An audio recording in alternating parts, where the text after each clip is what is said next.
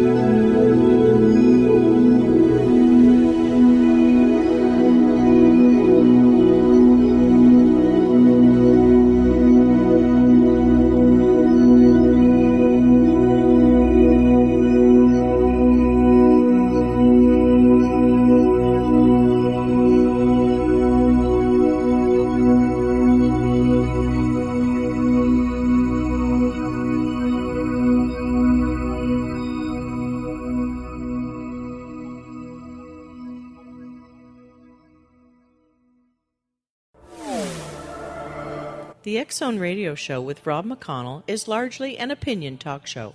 All opinions, comments, or statements of fact expressed by Rob McConnell's guests are strictly their own and are not to be construed as those of the X-Zone Radio Show or endorsed in any manner by Rob McConnell, Relmar McConnell Media Company, the X-Zone Broadcast Network, its affiliated networks, stations, employees, or advertisers.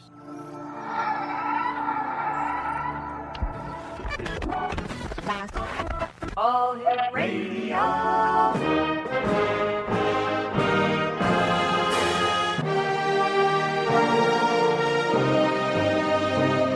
Welcome to the X-Zone, a place where fact is fiction and fiction is reality. Now, here's your host, Rob McConnell.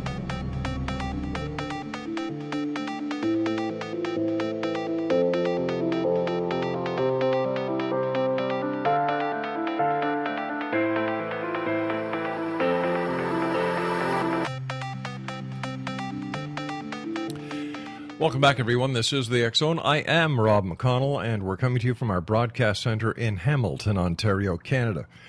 And we're here Monday through Friday on the X-Zone Broadcast Network, Mutual Broadcast Network, Talkstar Radio Network, and throughout Europe on Radio X. And don't forget, we're also available via satellite on the Digital Broadcast Network and the Digital Satellite Network. You can always find out what's going on in the X-Zone, past, present, and future, by going to our website, xzoneradio.com, and on all social media sites, X-Zone Radio TV. My guest this hour is HECTOR LUGO, and HECTOR is a paranormal investigator. And, HECTOR, thanks very much for joining us. Tell us a little bit about yourself. Well, it's great being here with you. First, I guess I need to tell you that I'm Teano Indian, and that I live here in Kansas City, Missouri, which is quite a ways from my hometown. Mm-hmm. And I've been investigating ever since, well, I shouldn't say investigating. I had my first encounter with the spirit was when I was 7 years old on the island. And then I had numerous ones ever since then. But really it became fruition back in 1971 in college, University of Maryland, where I had some serious encounters with spirits, with witnesses. About 8 different students were with me when the incidents occurred. And I formed my first group then, and I've been doing it ever since. So it's been well over 45 years since I've been really with a paranormal group. Now tell us about the 10th Dimension Paranormal Group. The 10th Dimension Paranormal Group has been around for about 12 to 14 years. Depends on, we were around for 2 years before we actually changed our name to 10th Dimension. Mm-hmm. It travels all over. We have some members in different parts of the United States. They go to different locations like Europe or maybe Peru or just about anywhere.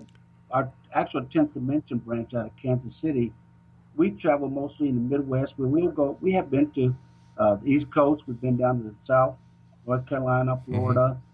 We've been quite a few places, and our goal, our objective is to find out one question: is there life after death, and to verify it. How do you intend on doing that? Well, we've done quite a bit of research. Most of that is based on research. We go out with our members and we try to gain as much evidence as possible, whether it be with equipment. But the most important thing we have found over the years is that the people in our group is the most important piece of equipment that we have. Now, we don't have everybody that has abilities. We don't have no psychics per se. Right. We have people that can feel and sense and maybe even hear or see an occasional spirit. Like myself, I'll see them and hear them quite often. But that alone does not verify that we have entities present. We need to document it. Because, the science side, you have to have physical proof. And we're from Missouri. You got to show me. Well, I'm from Canada, and I want to see the proof, too.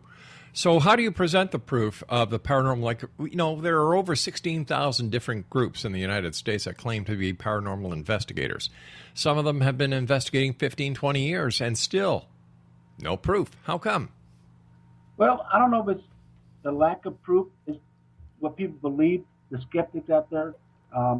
What is proof? With the camera and the equipment you have now, a lot of it says it's fake, fraud, it's been made because of the digital iPods or whatever. We put out EVPs, and we've been doing this for years. We got some incredible EVPs or voices of spirits. They actually call me by name, and I'll be the only male there with two females, and I have a male subject speaking with me, calling me by name. To me, that's proof, but to put it out there on the internet and say, this is proof that I have, you decide. That's what we always say, is you tell us what you think it is, because you weren't present. You weren't there. You don't know what the environment was about or who the spirit was, who was there. So same with pictures. You look at some of our pictures on our website, they're incredible. But you weren't there, and it's hard to prove. They say they were Photoshopped. You can't argue with that. All you can do is present it and let them decide. All right, Hector, stand by. We've got to take our first break. Exo Nation, Hector Lugo is our special guest this hour. He's with 10th Dimension Paranormal Group. Their website is 10thdimensionparanormalgroup.com. And we'll both be back on the other side of this break as we continue here in the X-Zone from our broadcast center in Hamilton, Ontario, Canada. My name is Rob McConnell. Don't go away.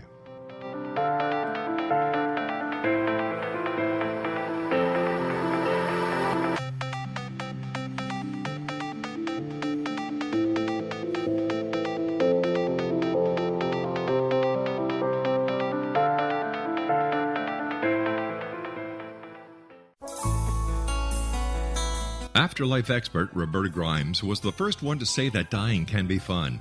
Now her best-selling book, The Fun of Dying, is available in stores worldwide. So if you wonder whether death ends life, how it feels to die, or what heaven might be like, The Fun of Dying was written for you.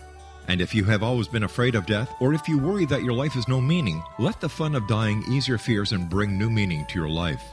Nothing said in The Fun of Dying is based on the teachings of any religion. Instead, Roberta draws on evidence to explain how death happens, how it feels, and what comes next. A lot of the best death-related evidence was produced in the first half of the 20th century. When it is put together with recent discoveries, it tells a consistent and amazing story. Roberta Grimes blogs and answers questions at robertagrimes.com. Her wonderful book, The Fun of Dying, is available on Amazon and at stores worldwide wherever books are sold. You're listening to the X-Zone Broadcast Network, www.xzbn.net.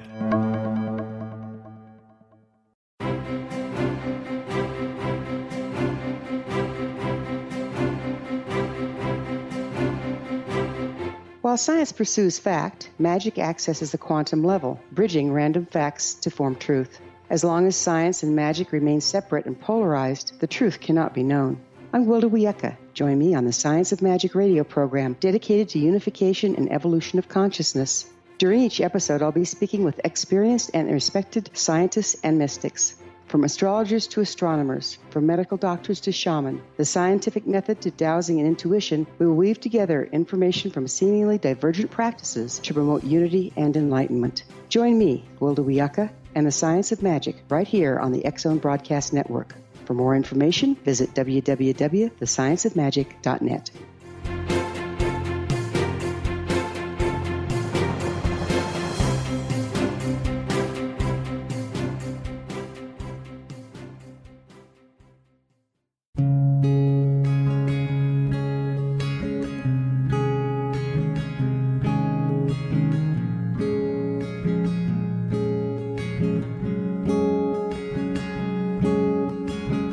Starr began to demonstrate a metaphysical connection to the spirit world as a little girl. Her family noticed the connection, but it was a great-grandmother who told the family that Linnea was indeed gifted. The great-grandmother, who was also gifted, felt that Linnea had indeed inherited these attributes. It has been noticed that oftentimes such things are passed down through the generations. Linnea was also born with a caul, a thin white membrane across a newborn's face. Legend has it that if the baby is born with this caul, the child will have second sight, or what we call psychic abilities. Linnea Starr does past, present, and future, and has the gift of prophecy. It is written within scriptures that if you are able to give factual information, and prophecies indeed come true, the gift indeed comes from the divine realm. Linnea Starr does large interactive groups as well as private gatherings. For more information on Linnea Starr or to contact Linnea for a one-on-one consultation, visit her website at www.linneastar.com. That's www.linneastar.com.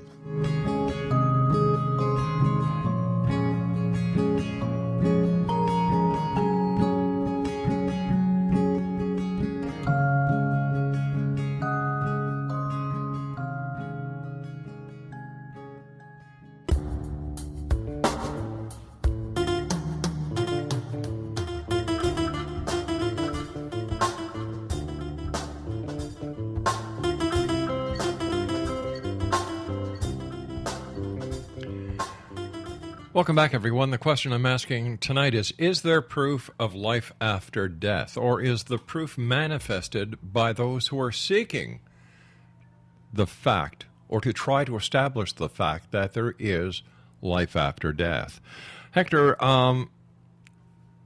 when doing the investigation into life after death, when do you cross a line between being disrespectful to the dead, or the other line is where you're just searching to find answers?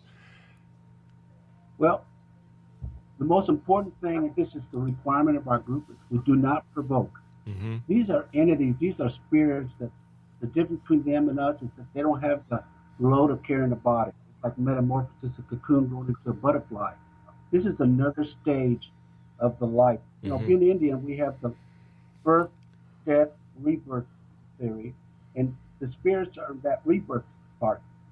They're here, they communicate with us. I mean, it's just it's hard to explain because I've been on the other side. I had a life after death experience, so I can, focus on that a little more. Wait a sec, hold on here. Let me just stop here. You had a life after death experience, right? So what's the difference between a near-death experience and life after death?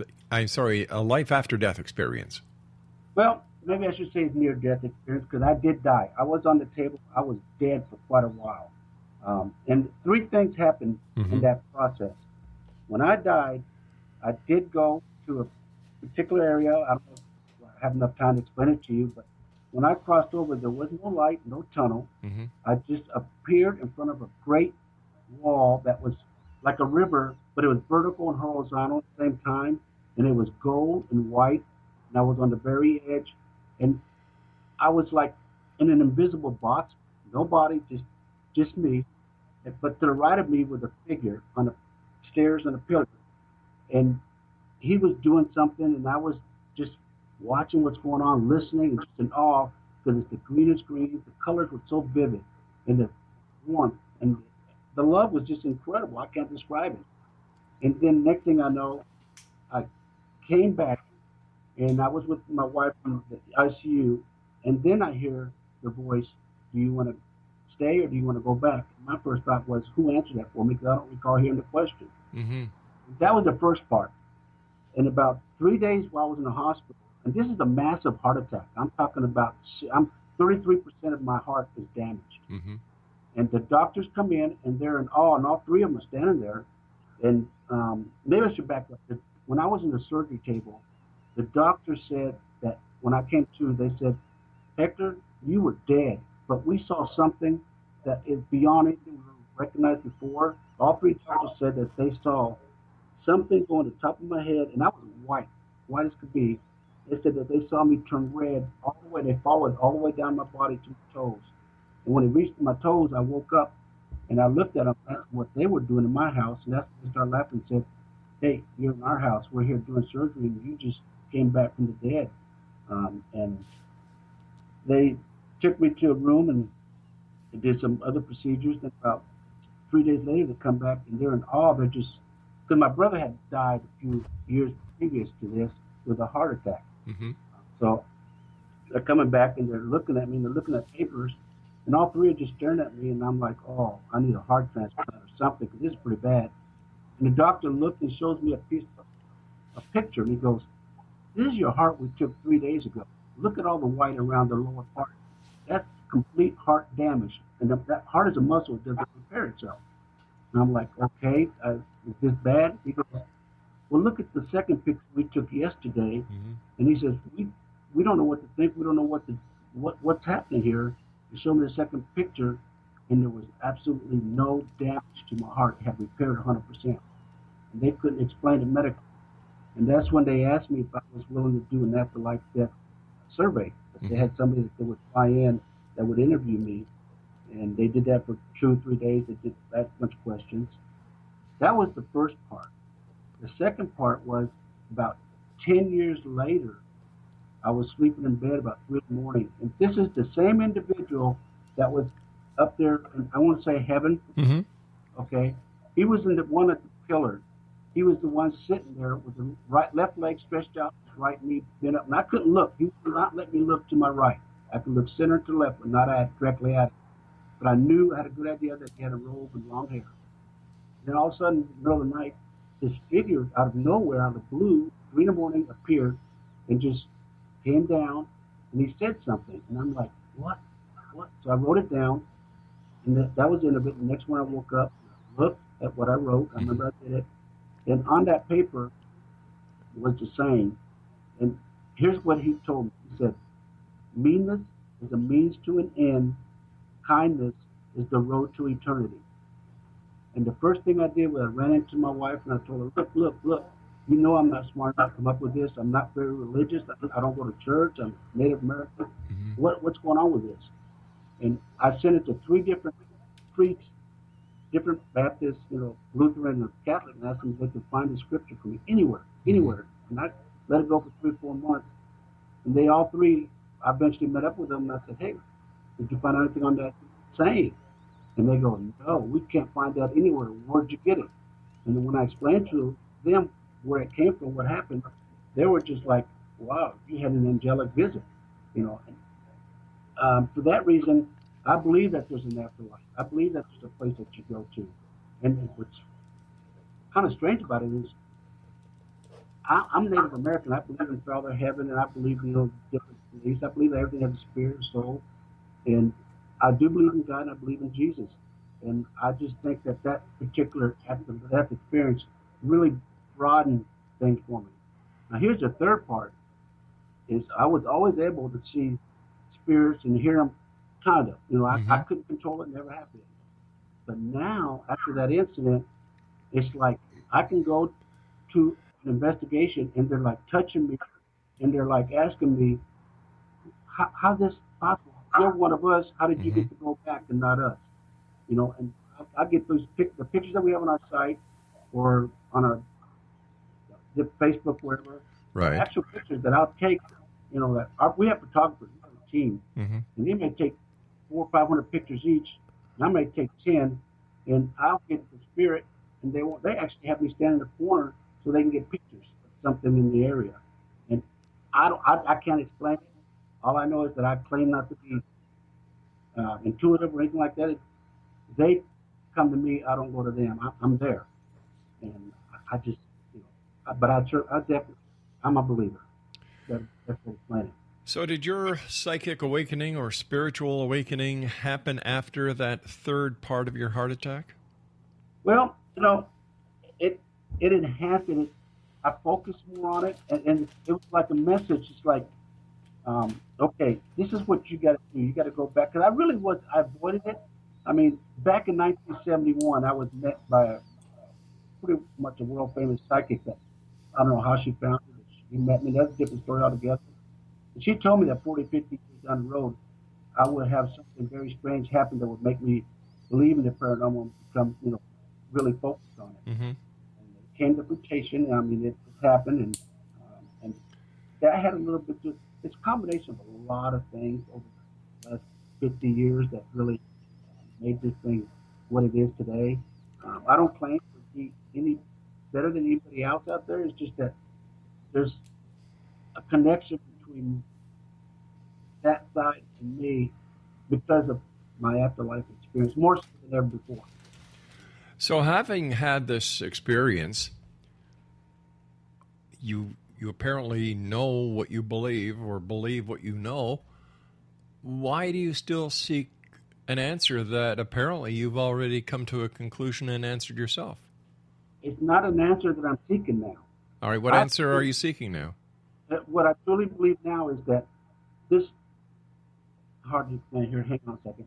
The spirit world needs just as much assistance as the human world. We're captains of our own souls. We're like a battery generating our spirit and soul, and knowledge is one of the most important things that you have. The more you learn, the better off you'll be. And whether it be religion or, it doesn't matter what religion you are, you're there to serve your soul and your spirit.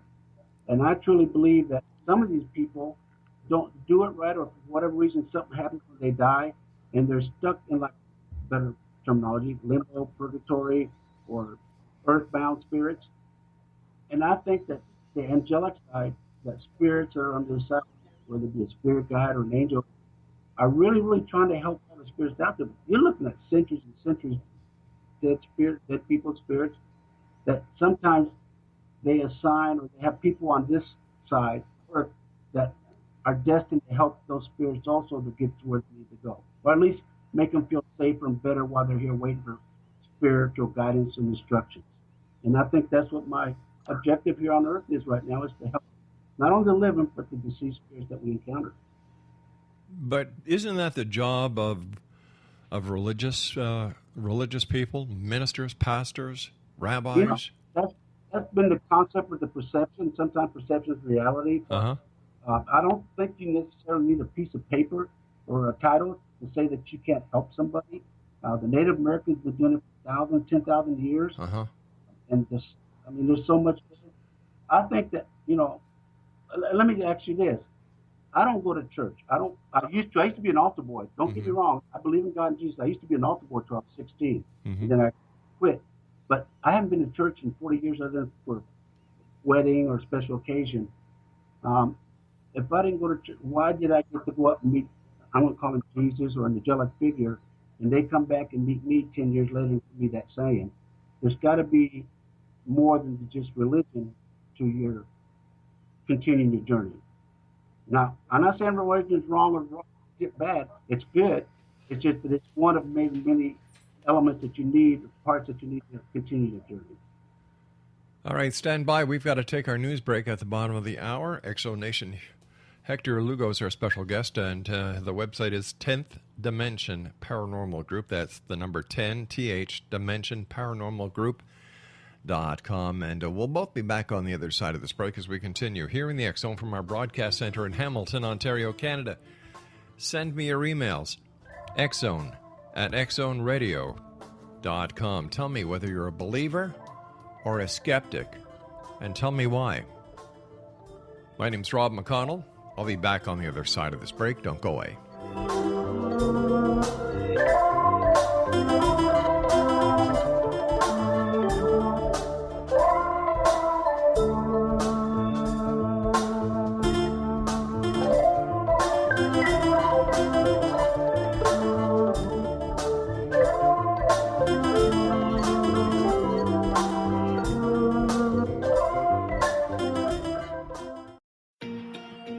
Wouldn't you love to know the secret to everything? Well then, meet Dr. Kimberly McGeorge and her cutting-edge breakthrough knowledge that combines science with possibility. Dr. Kimberly brings real-life answers and healing to those open to alternative solutions.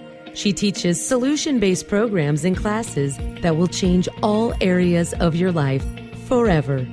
Specializing in conscious creation, intuitive readings, and energy medicine, you can rapidly shift health, relationships, business, and money and abundance challenges quickly. Receive her best-selling book, Secret to Everything, at no cost by going to secrettoeverything.com/X-Zone. That's right, transformation can start now. Just go to secrettoeverything.com/X-Zone and receive Dr. Kimberly's book for free. You're listening to the X-Zone Broadcast Network, www.xzbn.net.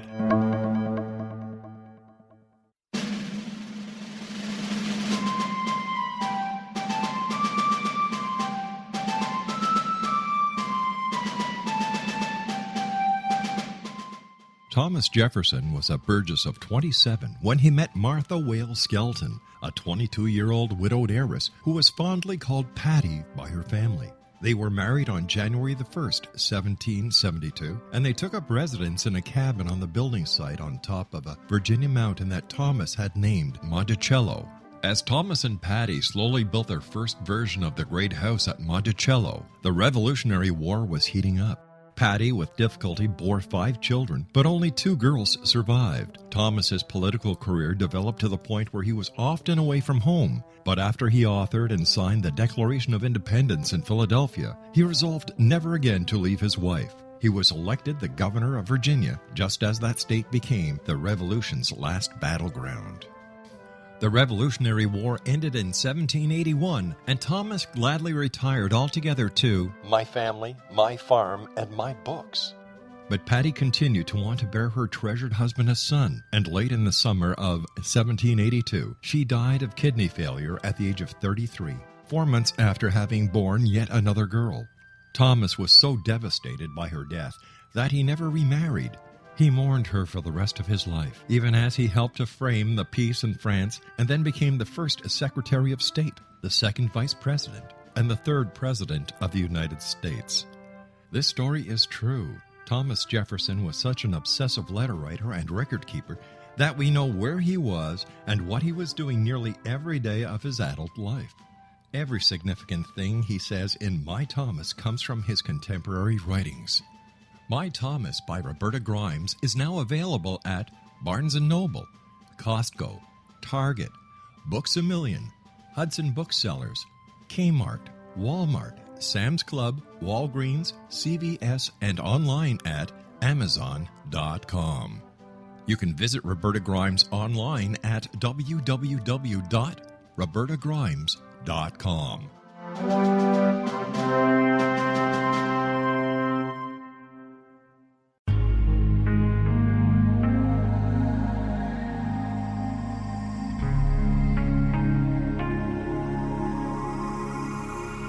The scientist and the mystic have been on an age-old, relentless search with one thing in common. They seek truth. Their paths converge in the 40,000-year-old practice of shamanism, an ancient science delving to the quantum level of life, facilitating healing, manifestation, and evolution.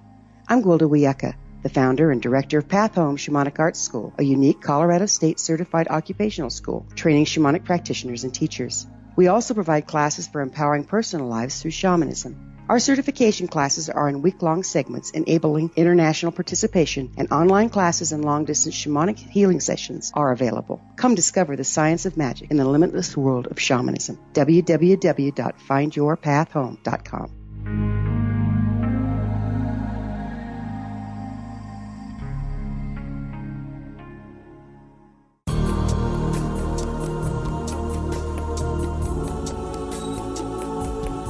Unwilling to be the government's deadly assassin, gifted psychic Kahara Mitchell went AWOL and ended up buried under rubble in the wake of a great tsunami. She regained consciousness far from Earth on the medical ship of a Daguerreonian intergalactic fleet. Has she been rescued or abducted by aliens? The Chalice of Carrie, Kahira O'Donnell's latest paranormal science fiction romance, is the passionate story of an Earth woman and her destined mates, twin kings from another galaxy. Kahara uses her gifts fighting alongside Lords Rom and Ra in a war that will determine the destiny of galaxies. The Chalice of Carrie by Kahira O'Donnell is now available at KahiraO'Donnell.com or at Amazon.com.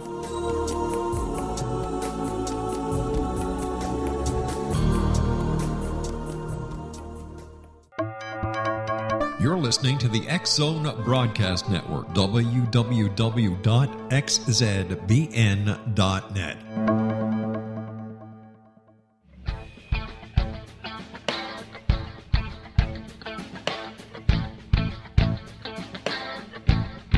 What Happened in Benghazi is revealed by Nicholas Genix, author of Obama, Islam, and Benghazi. He informs the American people that President Obama deceived them by advocating a strong foreign policy prior to the 2012 presidential election, and Hillary Clinton supported this deception. As the title infers, there is a connection between Obama, Islam, and Benghazi. Ample evidence informs Americans that Obama's early indoctrination in the Quran developed an affinity for Islam, why the Quran is the source of discontent in many countries, and why the Obama foreign policy deception led to poor military action and caused the loss of American lives in Benghazi. Genix provides 36 questions for the Select Committee on Benghazi to validate if Americans are justified to mistrust President Obama and Hillary Clinton. An overview of Obama, Islam, and Benghazi is presented on the website www.futureofgodamen.com. That's www.futureofgodamen.com.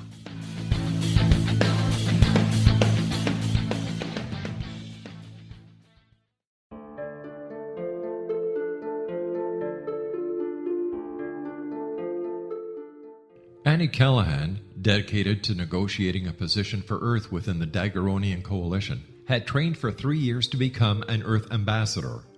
Yet, the very eve of her arrival at the capital ruling planet, she is claimed as destined mate to an oversized, mating-maddened vamp who swears he will never release her. Lord Aztaran, king of the Macian sector, has waited over 900 years for his destined mate. Having found her as an alpha vamp, he is unable to relinquish Annie, virtually holding her hostage until he can claim her. Yet Macians cannot survive without their mate's love.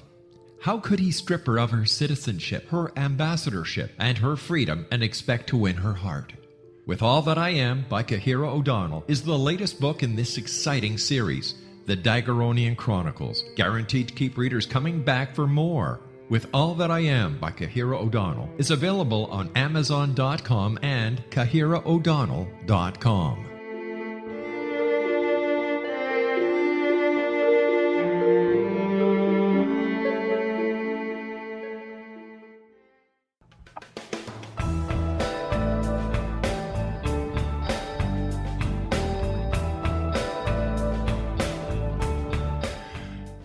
Welcome back, everyone. This is the X-Zone. I am Rob McConnell. By the way, starting Monday, that's just 2 days away, we are launching a new website.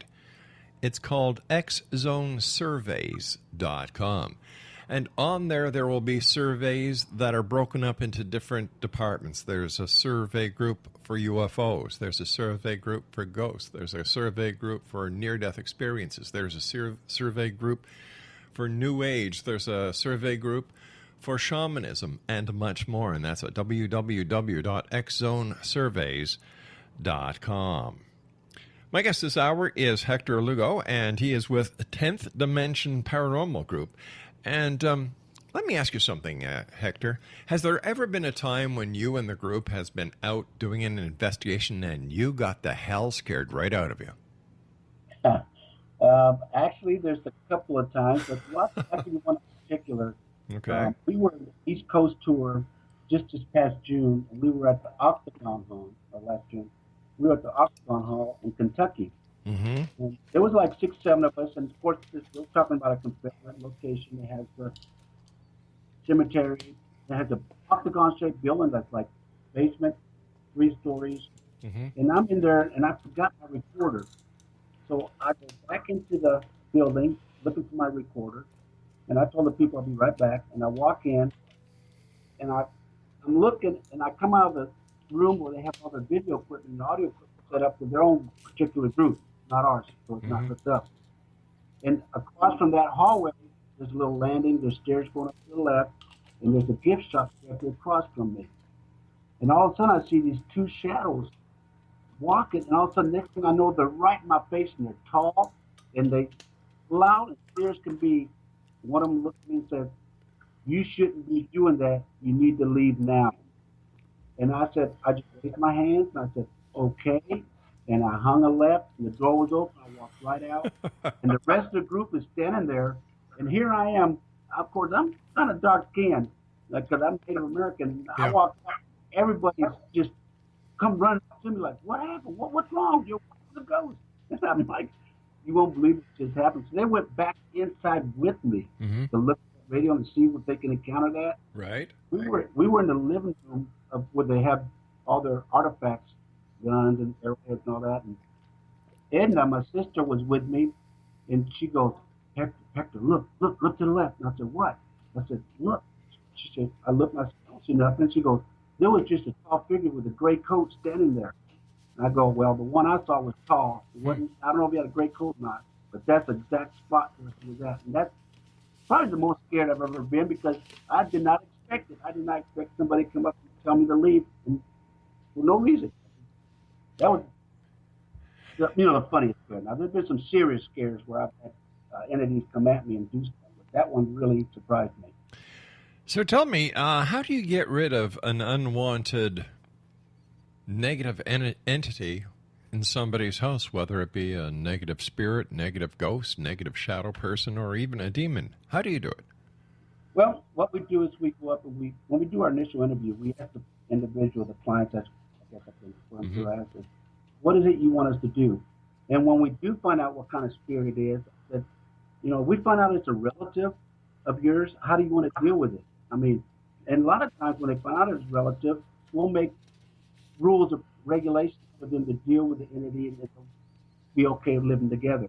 But if you want to get rid of a spirit that doesn't belong or has no business there, just an earthbound spirit, for example, I generally start off with just saying, simple as, hey, there's a church up the street. It's going to have a funeral here in a few days. And when they have the funeral, there's going to be a white light or a golden light for that individual. You're more than welcome to walk over there and just walk into that light with them. That's the first simple step. If it gets beyond that, we'll do a sage. Then we do what they call a 7-day candle cleansing, which we're in the process of doing right now. And then we also do, if it comes down to it, the last thing we do is it's an Indian deliverance. Best way to describe it. That's where we contact different Indian tribes, say the Cherokee Nation, or the Potawatomi, or the Osage tribes. We'll get together and we'll make special prayers and arrangements to deal with that particular energy. We have a special ceremony that we utilize. But that's the last resort because that is so strong and it just involves so much. But it works. It works if we need to go to that. It hasn't failed us yet. Where do demons come from? That's a question that I think is going to be better answered by the religious people, because I don't believe in demons per se. Okay. I mean, I'm not saying that I've never encountered one. And if they do exist, I like to know what the definition of a demon is. I mean, is it a non-compliant spirit that makes noises? Well, I would imagine that if you've seen the movie, what was the name of that movie, Craig? The Exorcist. The Exorcist. Where we got Steve LeChance coming to our conference, and he's the one that worked on The Exorcist. I've talked to some other demonologists and stuff about what a demon consists of. I've got some incredible pictures. We even did a national show on what we thought was a demon with a and that one was documented. We got pictures, and if there's any proof of a demon, that should have been it, but it wasn't what I thought it'd be. It wasn't aggressive toward men, but it sure did a lot of damage to the women. I mean, he attacked those women to where it got beyond, you know, it's hard to describe. That's the closest I ever come to a demon, per se. Do you find that there is any one religious philosophy that it has more experience with ghosts or spirits than any other one? For example, would it be Catholicism, Christianity, Hinduism, Islam? You know, when we go to religion factor, we go to investigate a house. Right. The first thing we do look at is whether they have process or angelic figures, and try to make out what type of religious beliefs that these individuals have. And the reason I bring this up is because we have to remember, we don't know what religion or belief that the spirit has that's creating all this activity. Now, the Catholics do the exorcism, and it's a long process. The Kabbalah, I mean, there's so many different beliefs, but they all derive from the same thing, that Jesus was removing spirits or bad demons, according to what they were saying in the Bible, from people. I mean, he taught his apostles, disciples, how to do that, and that was passed on to people. Now, do we do it according to how they did it back then? I don't know if we're doing it the right way, but I think a lot of it has to do with a strong faith and a good intent. So your religious beliefs probably will help you out in that removing the spirits.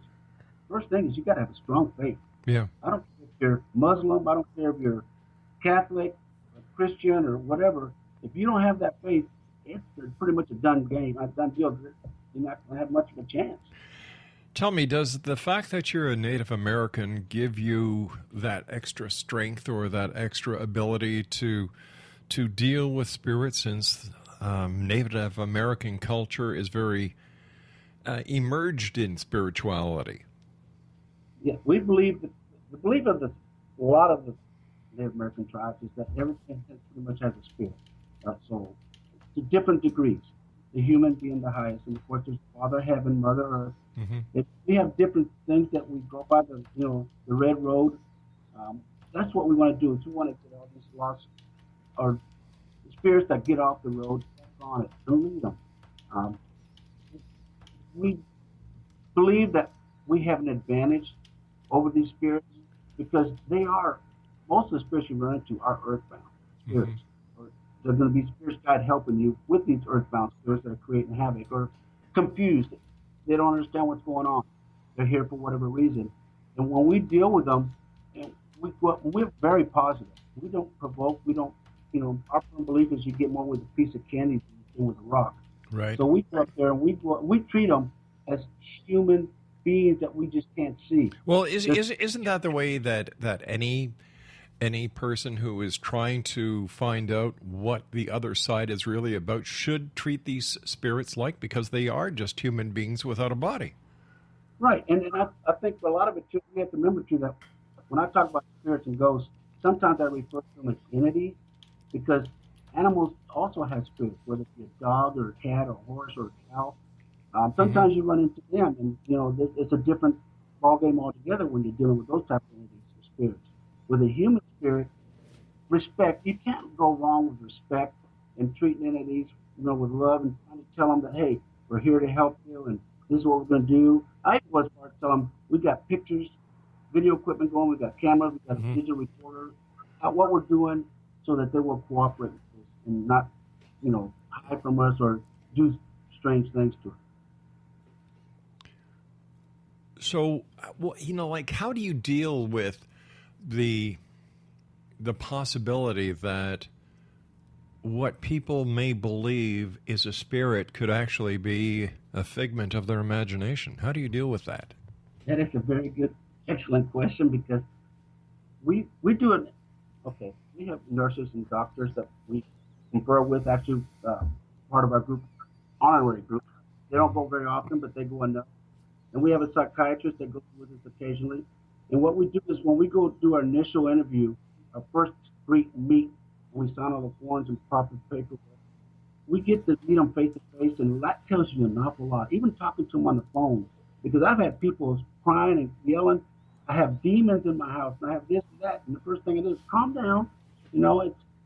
There may be something going on, but tell me a little bit more about you.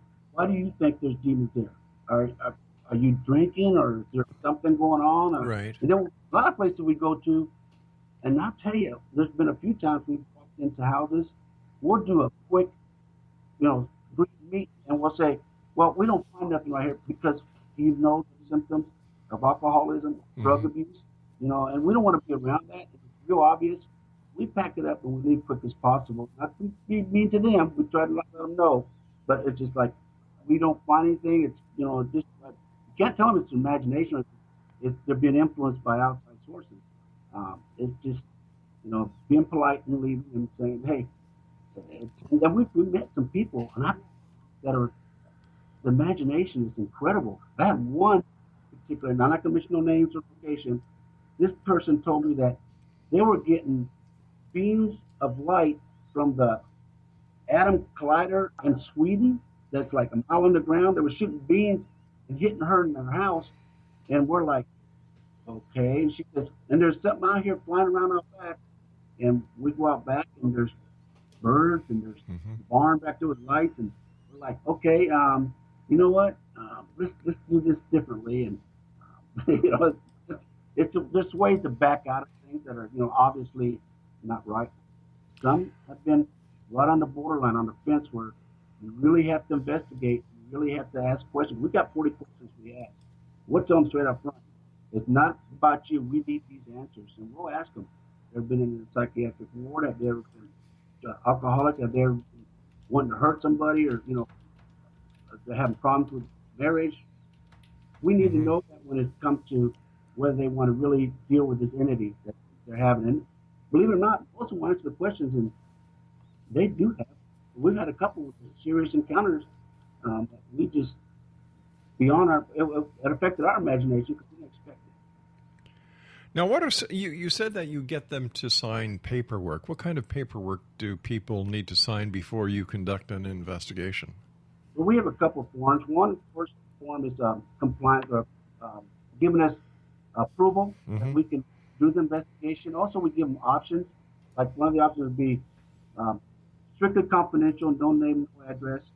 Partially confidential, where we give the address and maybe the state and the city. And then there's one that says all-inclusive TV, newspapers, on Facebook, on our website. And most of the people go for that. They call us and we tell them we want to help. It's not to promote our site. It's to let other people know that they can get help by seeing what's happening at your place. And that's work. We've had a lot of people say, we read our website, say, we think we're having the same thing on one of your stories there, cases. And that's what we signed. Another form that we signed is a liability consent form for us. That when we go in, they're not responsible for one of us getting hurt. We all have to insure. We don't go in there with the purpose of destroying stuff. We think, especially we go into like a I've been in locations where the stage alone was $13 million worth of different screens and stuff. So we go in and we sign a consent that we will not do this or that and try to work well with different clients or people. Now you said before that a lady was saying that she was blaming basically the paranormal activity that was happening from something in Scandinavia, or was she talking about the Large Hadron Collider in Switzerland? Right, there's one in Switzerland, right. Okay. She was saying that the collider in Switzerland was sending rays and it was hitting her house. And we're looking at a neighborhood that has like 100 houses, and we're like, how did they pick you out and how this is happening? And the more we talked to her, the further out she got. And it just, I even have one guy that called me about a 3-hour drive, went out there, and he says, I'm seeing spots, I'm seeing orbs in my garage. Got out there, drove all the way out there, and he's sitting in his garage, and he's looking directly at the sun. And I'm like, dude, you're going to see spots no matter what. Those aren't orbs. You're going to blind yourself. And I'm like, I drove 3 hours and started going off about this and that, and I'm like, have a good day. It's just one of those where I got in the car and drove off. And so if you get them, but most of the time, I'll say about 99 out of 100 times, most people are really, really think they're experiencing something, and an answer or confirmation. And if they do get confirmation, they want, sometimes if it isn't a relative, they'll want us to do a cleanse. And we do that to help them out. Well, you certainly have had your fill of wingnuts over the years, haven't you? Oh, I'm telling you, it just makes it so. That's what makes it so interesting. Is the different people you meet, the different beliefs. And, but I have to honestly say something. Of all these years, and I want to say in the last 40 years, never, ever have I ever had somebody come up to me, and this is with conferences and this is with fundraisers. I've never had anybody come up and tell me I'm crazy or you're stupid for doing this. Most of the people are like, wow, this is interesting. They were on the fence or they're skeptics. We have skeptics in our group, and they're the best. I tell you what, when we do something they can't debunk, it just brings a grin to the couple of our faces because we're like, okay, that helps us out more than anything. And the reason I do it every week, last year we did 52 cases. That's one a week. And the reason I keep doing it is basically the confirmation to prove that what happened last week, it wasn't just imagination or fiction of my imagination.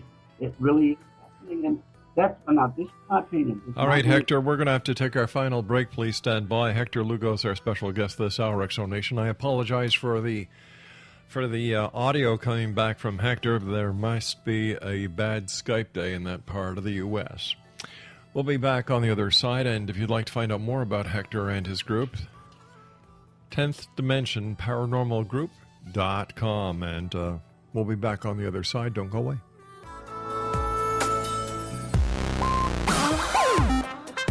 Little children aren't the only ones afraid of the dark. Millions of soldiers return from war zones with PTSD, anger, frustration, fear, and loneliness, much of which surfaces during the darkness of the night. You have the chance to change the lives of these American heroes. Songs and Stories for Soldiers.us provides free MP3 players for these men and women.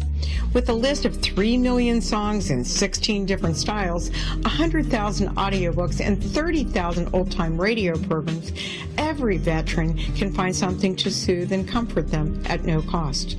All our players contain an 8-hour audio program designed to help veterans fall asleep. With 1,500 plus vets now participating, it's our goal to deliver 10,000 audio players this year. Go to our website at songsandstoriesforsoldiers.us. Help us help a veteran make it through the night.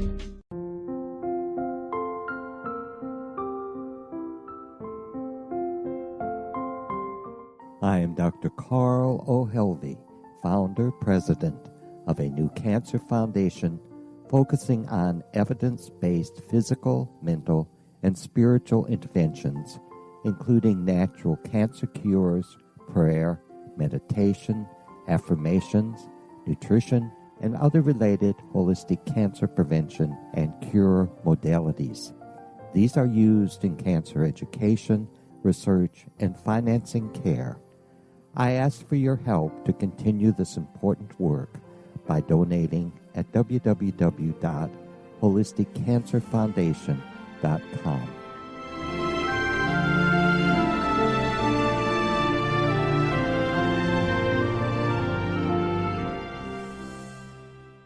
You're listening to the X Zone Broadcast Network, www.xzbn.net.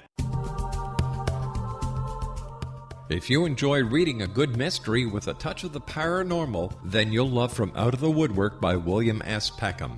Sean Kennedy, a Toronto contractor, buys derelict houses, guts them, and turns them into multi-family dwellings. When Sean buys 29 Livery Lane, a century house in ruins, and starts the renovation, the house fights back.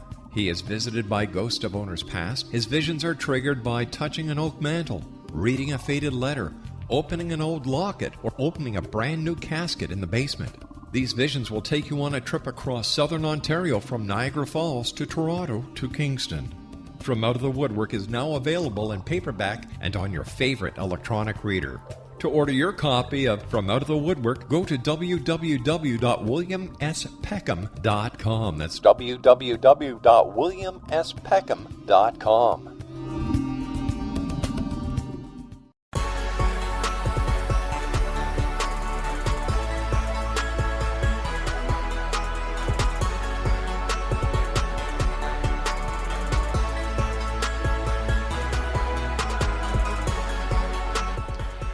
Hector Lugo is our special guest this hour, X-Zone Nation. He is with 10th Dimension Paranormal Group, and their website is 10thdimensionparanormalgroup.com.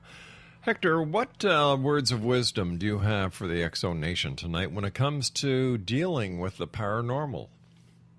Well, I think a lot of it has to do with these new groups or the older groups, and everybody can learn from each other. Sharing is important. But I think for these new groups that are getting started, getting ready to go out there, you really have to be prepared. Have a strong faith, good intent, and go out there and just be careful. Know what you're doing. And, you know, if you believe in ghosts being present or that there's something there, believe in God, because God created them. God created everything in this universe. We're not the only things around. So if you're going to go out and investigate the other side and try to communicate with them, just be prepared and be careful. And another thing you got to remember is the group members are the most important part of your paranormal group. The chemistry has to be incredible and it has to be good. It can get boring, it can be tedious at times, but for those of you that want to sit in a room or sit in a building or location for hours on end just investigating and get nothing, it can get to be, you know, where you get on each other a little bit. So the chemistry has to be really strong and knowledge. And I can't emphasize that enough. Now, Hector, there's a lot of different television programs on these days about Ghostbusters and paranormal investigating. Some of them are so hideous, I don't know why they're on TV. When it comes to these shows, are they an asset to legitimate investigators, or are they a nuisance? To me, it's actually a handicap. And I have to give kudos to the groups like TAP that started it, got the TV, got people interested in the paranormal per se. But that's the end of it. I mean, a lot of these, I got 3 different subtitles for the spirit paranormal groups. There's the beginners group, which are high school and college kids that tend to go out to the cemetery and get themselves in trouble. Then you have the TV groups that are out there making money and doing whatever they do to try to. They start out with good intent, but then they end up, it's all about money, and they falsify some things. Sure. Then you have groups like ours that have been doing it for tons of years. They're actually going out there and trying to help people and get this thing. I'm not saying we're better, it's just we're doing it for different reasons. I've been on TV numerous times. I've done shows, and I know where it's coming from, and it's hard. It really is. When you're put in one location for 40 hours, and you have to come up with evidence, and if there's nothing there, and you do that 4 or 5 locations in a row, you don't have a show. I mean, so I'm not saying that they're falsified all the time, but it's hard. It really is. Where we get to pick, and we go out, and if we don't like or the location don't have anything, we move on to the next. We just say that location has nothing on it. But we have options. They don't. But I think that a lot of the TV shows are not really doing it. They got one coming up that's Ghost Brothers, and they got Mountain Man or something, and then they got somebody in Tennessee blowing up stuff and blowing up the spirits. Come on. Yeah. They're going off the deep end now because... Yeah, they really are. You know, they have to keep on trying to come up with stuff that hasn't been done before. Hector, I want to thank you so much for joining us. It's been a pleasure talking to you. Once again, X-Zone Nation, I apologize for the poor quality of the audio feed coming from Hector's. We tried to rectify it, but this is what happens with Skype. When bandwidth is being used, the quality is crap. And people nowadays want cell phones. And cell phones for real radio are crap. In fact, we tell our guests that if they have a cell phone, sorry, won't work. If they have high-speed internet or fiber optic, we'll try Skype. My preference, the good old-fashioned landline. I'll be back on the other side of this news break. Don't go away.